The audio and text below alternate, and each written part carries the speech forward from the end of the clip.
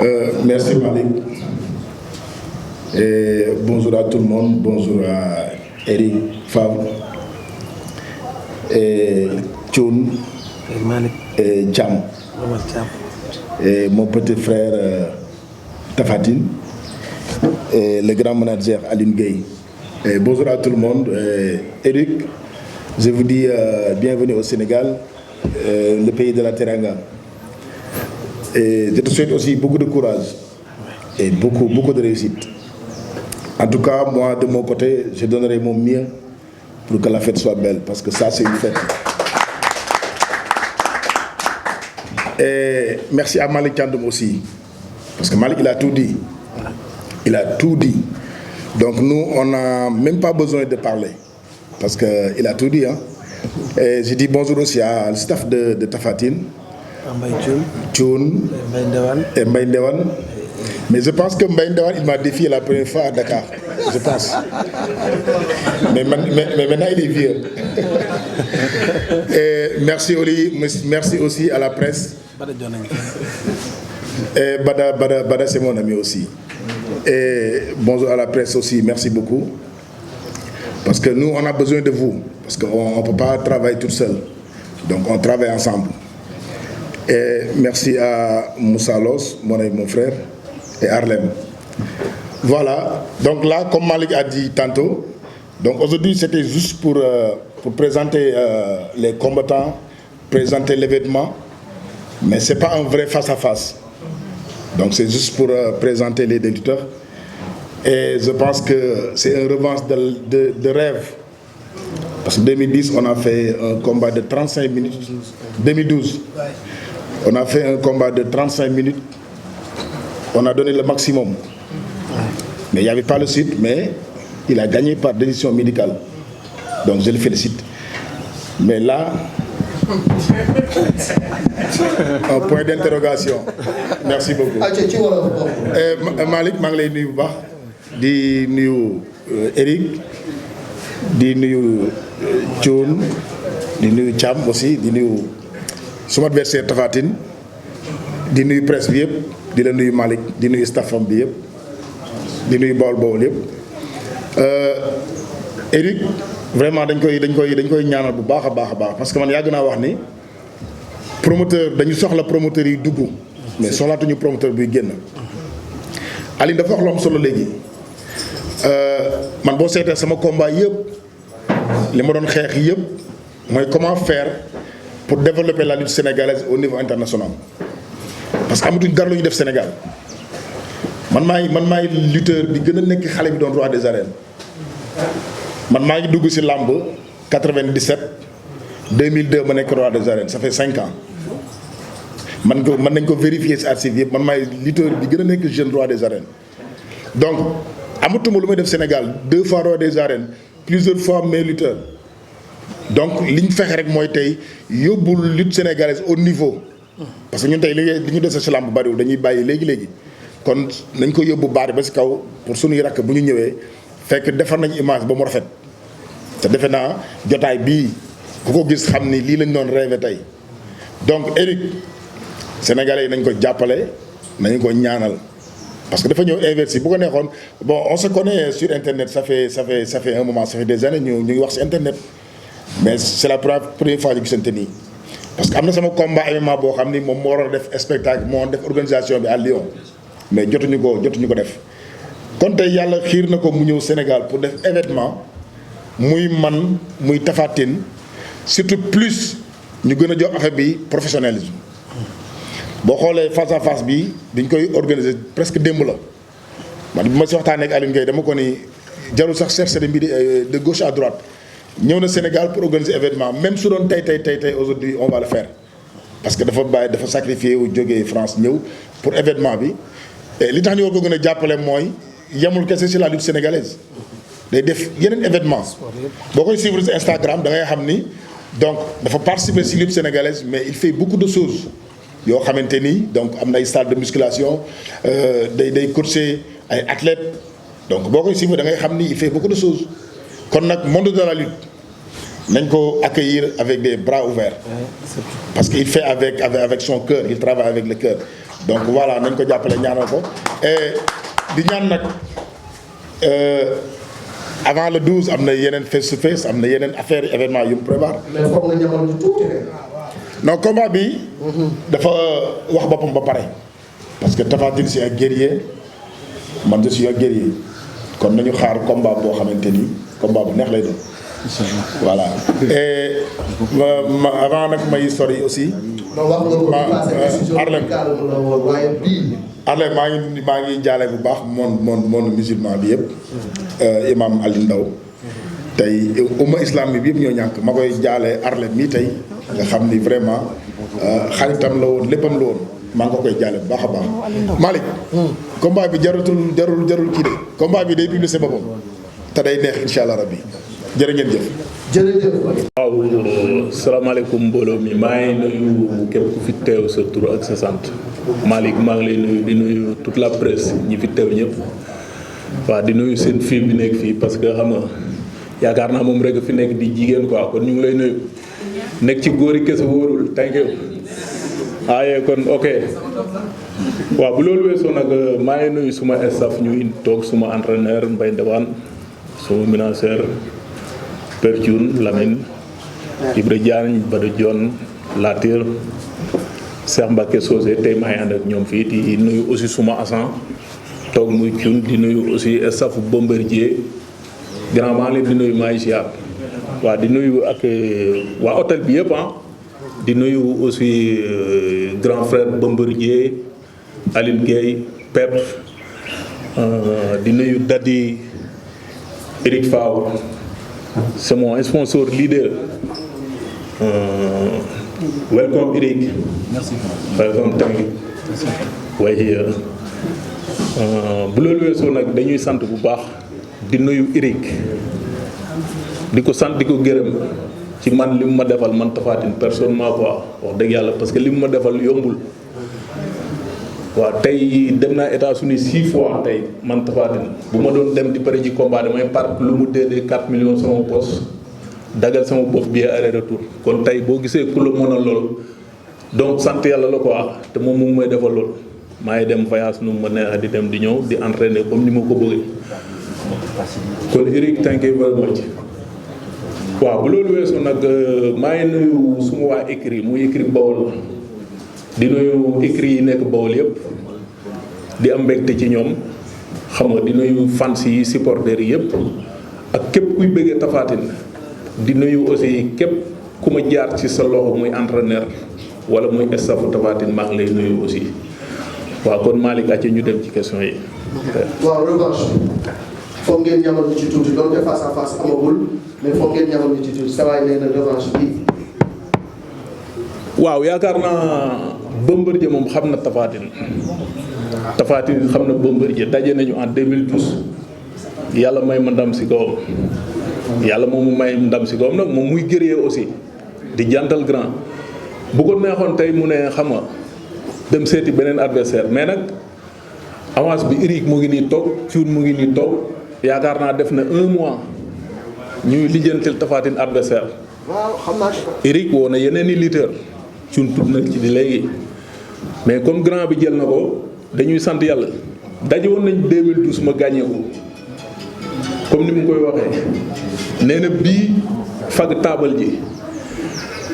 grand yu do nothing bu bés waa dama lay windi insha allah loolu moom daat clear dafa leer waaye dama koy windi insha allah xam nga Diourbel fa tax ci rib juddoo woon waaw comprendre nga sama combat passé waa ji dama ko indil saakande saakande nag garab la boo xam ne nii golo du ko yéeg te golo moo gën a sob ci golo yëpp ci mala yëpp mais du ko yéeg loolu bref la non bi waa ji ñaasol laa koy indil ñaasol laa koy indil grand Bombardier xam nga lan mooy ñaasol est-ce que ah exactement waaw loolu laa koy indil bi pa insha allah way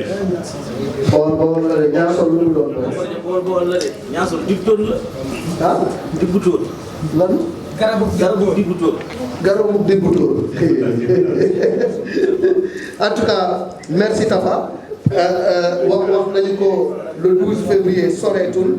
yéen ñaar ñëpp ku ci nekk di nga dem préparé wu mais déjà sa diggante ak Eric Favre ak entraînement yi nga xam ni dem nga ci ay structure am entraîné ko fa lan nga gis de plus par rapport à ces entraînements là. waaw mais sant yàlla Eric moom wax dëgg yàlla ku baax la xam nga Thiam moo ma ko présenté PEP comme ni ñu koy waxee xam naa ko depuis 2019. may use ay produits am. Voilà. muy ay protéines ay boissons énergie ay bagages sportifs depuis 2018 lu ma soxla dañ ma koy jox dañ may booleeg PEP ma dem jël xam nga ñoo utiliser comme ni ma ko waree daal may wax Sénégal nañuy sport tey Eric mu ngi nii âge de 60 ans tey Tapha Tine li muy yëkkati lay yëkkati gis ngeen vidéo yi maak moom ñu liggéey ensemble kon loolu sport moo ko mën a maye ak di jël li nga war a jël quoi muy produit Eric Favre ak boisson énergie yëpp soo laa ñuy fii Sénégal am na fi ampagaay ku ko bëgg mën nga contacter PEP ñu wax la fan la endroit yi nekk bitig yi xam nga produit la boo xam ne ni ku koy jël doo ko retu man xam naa ko bu baax bu fekkee da nga bëgg a yokk sa poids wala nga bëgg ko wàññi wala yow yaa xam naka nga ko bëgg am na fépp am na yooyu ñu ngi ci pharmacie sénégalais yi partout dans le monde kon daal mu ngi noonu bagage yaa ngi noonu waaw bitig bi mu ngi Yoff PEP mu ngi jébbal tout le temps xam nga ku soxla foofu ngay dem waaw bu loolu weesu nag di sant aussi moo Assane Thioune nga xam ne lu bëri ci moom la jaar quoi ak Papa Thioune vraiment ak staffu Tapha Tine yëpp staffu Bawol Mbooloo yëpp franchement maa ngi kontaan ci ñoom ci line bi ñu ma teg daal di wax ne xam nga line bu baax la bien vrai que boole ñu mag sa waay maa ngi dem di voyager comme ni ma ko bëggee aussi di sant aussi coach David ñoom Amadou Isaka aussi ñi ma booleet nga xam ne bu ma demee ci ñoom laay nekk di entraîner ñu may toppatoo quoi vraiment ñooñu ma seen fay aussi. Oui. Voilà, merci tous de votre présence, du temps que vous nous accordez. Je remercie bien sûr avant tout les deux athlètes Bombardier et Tapha Tine. Il se trouve que je connais Bombardier comme beaucoup de personnes pour ses exploits internationaux bien sûr en MMA. Je connais un peu moins la lutte sénégalaise et jusqu'à ce début d'année je ne connaissais pas Tapha Tine. Voilà. L'histoire, mon ami June vous l'a raconté, de notre rencontre avec Tapha Tine. Ce que je sais, c'est que ce garçon Tapha Tine est quelqu'un de droit, de bien éduqué, de puissant, qui a le sens de l'honneur, qui est quelqu'un qui, quand il s'engage, il va jusqu'au bout. Et ce sont avant tout, et je sais que Bombardier, le peu que je connais, que j'ai vu, c'est un garçon qui est exactement dans le même état d'esprit. Je pense qu'on a besoin dans la lutte sénégalaise, comme dans toutes les autres disciplines sportives, de gens comme Bombardier et Tapha Tine, des gens d'expérience, des gens qui ont un petit peu plus d'âge que les jeunes qui démarrent, pour justement leur donner l'expérience et leur montrer que la durée, les victoires se font à travers les vraies valeurs de la vie et pas simplement à travers des choses faciles, à travers des querelles idiotes qui sont très loin de la discipline sportive, et que le sport, bien au contraire, doit unir les hommes et doit leur permettre de donner le meilleur d'eux-mêmes, pour eux bien sûr, et pour leur public, mais en défendant des valeurs. C'est pour ça que je suis vraiment très très heureux de l'organisation de ce combat, pour les raisons que Malik a expliquées tout à l'heure, que vous connaissez tous bien mieux que moi. Et c'est pour ça que je suis très heureux que Bombardier porte également mes couleurs, parce que ce n'est pas simplement les couleurs d'une marque, c'est mon nom de famille, c'est ma marque, c'est ma famille, c'est nos valeurs que l'on partage tous ensemble. Et ça, c'est quelque chose qui est important pour moi, avec mes valeurs de paysan, et que Tapha Tine également porte ses couleurs, parce que je souhaite que ces deux hommes se rencontrent dans les règles de l'art de la lutte sénégalaise, donnent un spectacle et un show de qualité avec beaucoup de rigueur, d'honneur et de force, bien sûr, parce que c'est ce qu'on souhaite, et que le meilleur gagne, bien sûr, dans l'arène, mais que, quoi qu'il arrive, ça restera deux hommes, deux guerriers, comme tu l'as dit tout à l'heure, mais des guerriers de lumière, des guerriers qui se battent pour l'amour, dans une dimension d'amour, l'amour du sport, l'amour de la vie et l'amour du public qui les suit. C'est vraiment cette dimension qui m'anime avant tout. Alors oui, je ne suis pas ma première organisation, j'ai organisé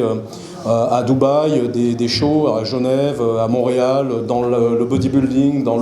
la boxe thaïlandaise, dans le K1, dans beaucoup de disciplines sportives, également dans le vélo et autres.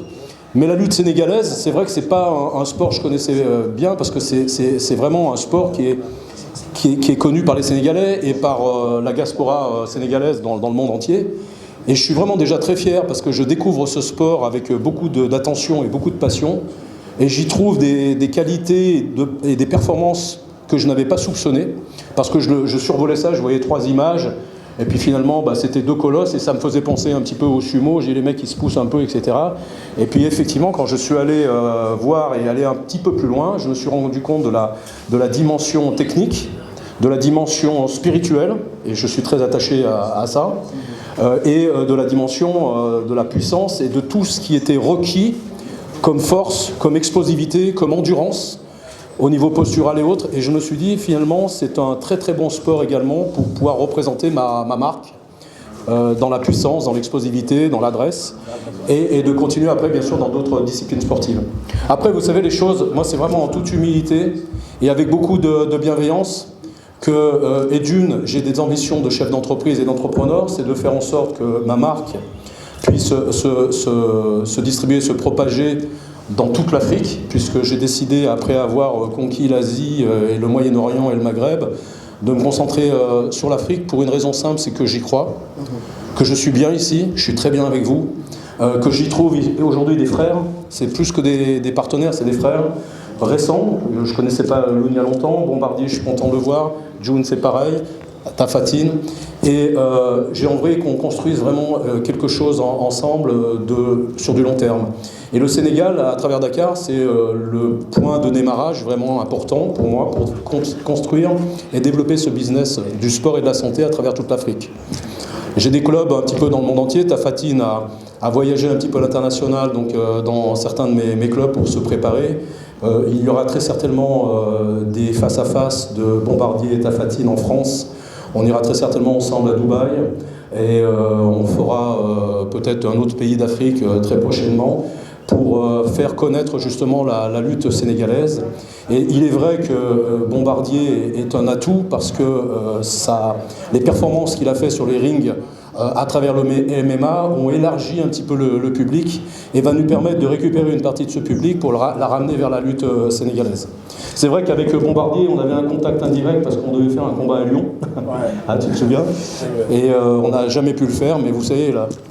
la beauté de la vie et du destin fait que l'on a ce que l'on mérite et que l'on trace son chemin de vie en fonction de ce que l'on met dans son cœur. Donc moi, ce que je demande aux Sénégalais,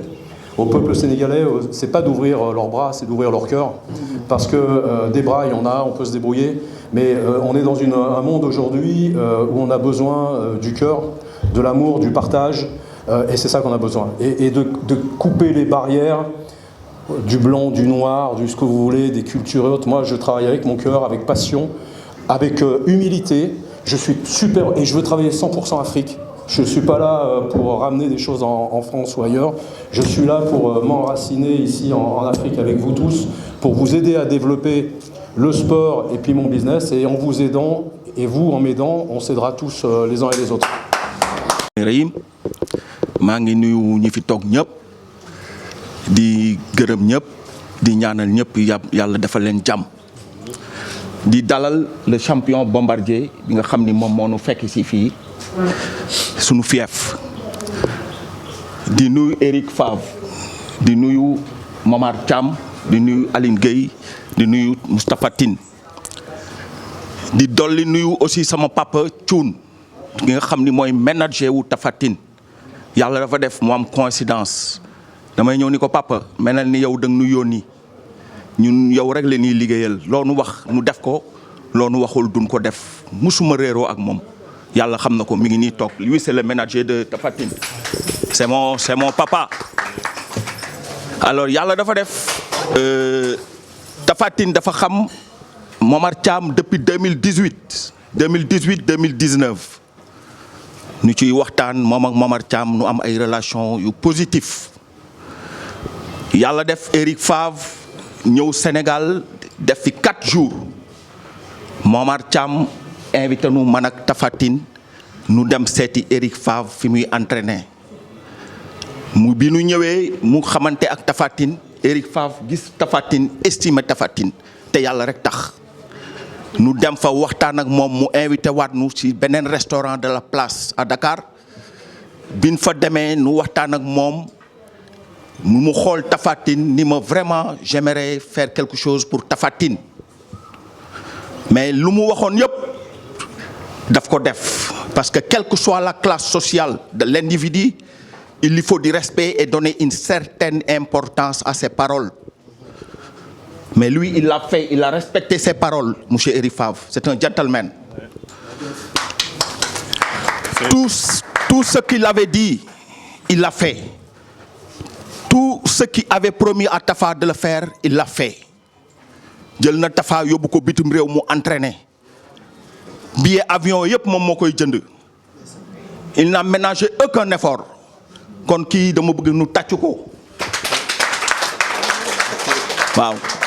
nit ku baax mi ngi nii yàlla def bi nu demee ba foofu am nu toog amoon yeneen combat yu nu doon dox boobu man maa ngi à l'étranger j'étais en Italie man ak Eric ñuy déggante bi ñuy déggante fekk nu am yeneen combat ay combat Eumeu Sène ak yeneen combat bari na yàlla def aussi nu doon contacter Aline Gueye mais Bombardier moment boobu amul woon temps sax parce que dafa amoon yeneen combat après nuy xool ndànk-ndànk ba yàlla suñu borom def lii am kon lii mbiru yàlla la ci laa ci waxtaan ak Aline Gueye ni ko sëñ bi muy naa ma ni ko ñun ñëpp benn lañu c'est le sport qui gagne parce que Eric Favre c'est quelqu'un qui fait avec le cœur moi je l'ai senti ci xol bi lay defee lu muy def daf ko def ak xol loolu moo waral lii am bi ma ci waxtaanee ak Aline Gueye tamit mu nekk tamit moom nit ku baax déglu projet bi ñun ko lii challenge la te ku ci nekk na nga góorgóorlu ba bu nu kenn rusloo bu ci kenn rusloo sa morom nu góorgóorlu yàlla defal nu sutura man nag yàlla dafa defoon sam papa daf ma jàngal loo xam ni nee na ma les gens qui parlent il faut les laisser en rade il faut essayer de faire des performances pour pouvoir les contrecarrer parce que actuellement du nekk ci monde fou boo xam ni il faut faire beaucoup d'actions et moins de paroles et moi c'est ce que j'ai noté sur Eric Favre. C'est quelqu'un boo xam ni je pourrais pas tout dire et tout ce qu'il a fait parce que ça sera très difficile mais nous sommes fiers de vous monsieur Eric Favre. Nous sommes fiers et je parle avec le cœur. Nous sommes fiers de vous. Vous avez dit, vous l'avez respecté et qu'il a fait. Et que le bon Dieu nous aide, que nous faisons une très bonne continuité et pour essayer de sauvegarder ce challenge qui sera pour toute la jeunesse sénégalaise. Inch'Allah, je vous remercie. toog ñëpp seen présence di nuyu le super boss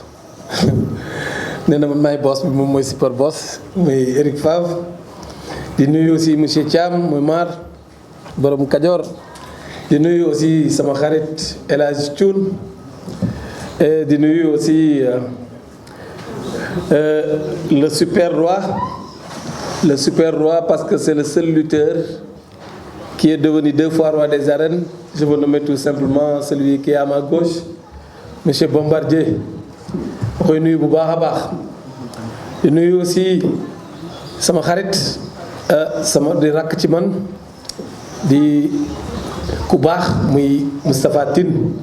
ki nga xam ni xale la bi nga xam ni j'ai beaucoup d'estime envers lui aussi di leen ñaanal bu baax a baax xam nga nag Malick pour ma jot ci Eric Favre yàlla lu ci nekk dafa am fu mu koy jaarale damay toog ak El Hadj Thioune ñuy waxtaan yàlla jaarale ko ci loxoom ñuy waxtaan maak moom ci mbiru loolu boobu mu expliqué ma ne am na xaritam bi nga xam ne ci loolu domaine boobu lay yëngatu ba ñu toogee ma présenté sama projet waxtaan ak Eric mu séduire ko projet bi séduire ko aussi mu accepté et bara ñëw pour non seulement dugg ci làmb mais ñëw sponsorisé ma ànd ak man ñu def làmb Eric nag ñëwul rek pour làmb dafa ñëw pour sport en général dafa ñëw dugal loxoom ci lépp li nga xam ni luy doxal jeunesse bi la luy dimbali xale yi la jëkkewul ci làmb jëkkoon na fi ñëw am yu mu fi organiser Sénégal donc bu ñëwee ci làmb ñun ak lu làmb dañuy kontaan ci loolu talal ko suñu loxo bu baax a baax di moytu nag comme ni ma koy waxee toujours rek xam nga Sénégal dañoo mën a yenni gan yàqkat yi yàlla nañ si yàlla musal ku ñëw rek dinañ leen def yàqal la ba dootoo dellu si kii nag moom kenn mënu fi dara pik ak pel la ku ko jéemat da nga ciy ruus rek ñi ko si jéem ñëpp gàcce doom nga ciy jëlee waaw kon boog yàqkat yi na ngeen toog bu baax a baax voilà. taxawal combat bi nag Malick non c'était pas difficile. lu tax c'était pas difficile parce que comme ni ma la ko waxee Thioune yàlla def na moom mooy agent wu Tapha Tine bu nekkee agent wu Tapha Tine man ma nekk le manager du Super Roi donc tëjal bunt bi ak wut ku ko fanaan lay doon tëjal bunt bi du leen boole. donc ba ñuy waxtaanee ñu proposé combat bi fekk Bombardier boobu am na ay yeneen proposition yu nekkoon ci moom mais ba mu xamee ni man maay tëgg combat bi dafa teg lépp suuf et puis ma koy gërëm ci loolu bu baax a baax a baax a baax waaw parce que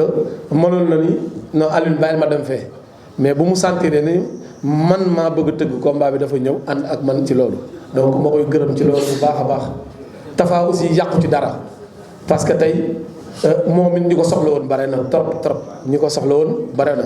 mais bu mu xamee ne aussi magam moo bëgg combat bi moom it dafa teg lépp ci suuf ñëw ànd ak ñun donc ñu koy gërëm bu baax a baax di gërëm encore une fois Eric Favre bu baax a baax xam nga s'il vous plaît xam nga làmb dafa nekk sport bi nga xam ne sport bu doy waar la mais Sénégal rek la am te nag ak Eric bëgg nañu exporter làmb bëgg nañu góorgóorlu ba làmb dem ci yeneen dëkk yi di organiser ay làmb ak lépp te loolu c'est faisable produit la bi nga xam ne façon bi ñu koy jaayee rek la te am nañ ci ay propositions yi nga xam ne ak moom lu ñu waxtaanee li nga xam ne dinañ ko def waxuma la au Sénégal mais à travers le monde bëgg nañu yëkkati suñu culture ba mu jóg ba ci kaw te loolu yëpp moom moo ñu ci accompagner donc ku mel noonu nag nu ko Sénégalais yi jàppale ñaanal ko et puis dafay ñëw aussi yamul ci làmb su waxoon naa leen ko sànq ni leen yamul ci làmb parce que le 17 décembre am na lu muy waaj a organiser xam naa ne moom après dina fi ñëwaat en collaboration ak fédération sénégalaise de boxe. de kickboxing donc ce qui veut dire que ni kooku toogul pour làmb rek dafa ñëw pour lépp seulement comme làmb moo gën a populaire lépp looy jàllale fa nga koy jàllale mu ñëw ci làmb donc ñun waa làmb am nañu gan donc dañ ko teral dañ ko teral ko donc Eric bienvenue te ñu xamal ko aussi que ni Sénégal dëkku teraanga la comme ni ko Malick waxee sànq donc ñu bàyyi parce que am na luy faral di am Sénégal loolu du ma jóg toujours di ci revenir moom mooy jàmbaar bu jóge fële ñëw bëgg a jàppale làmb dinañ la def ay coups ba nga découragé dem toogaat yéen ñëpp li may wax xam ngeen ci dara kii nag nañ ko bàyyi dafa ñëw pour jàppale làmb nañ ko jàppale ci loolu bañ ko fi ñëw di ko fi defal récemment moo geet ñëw na fi am na ay projets yu bari yu mu bëggoon def mais gis ngeen fu mu mujje donc nañu xool bu baax li ñuy def bu ñu bëggee làmb ji avancé nañu jàppalante bëggante suñu biir loolu rek comme ça làmb ji dem ci kanam Malick bu dee amoo beneen question. jërëjëf Alioune wax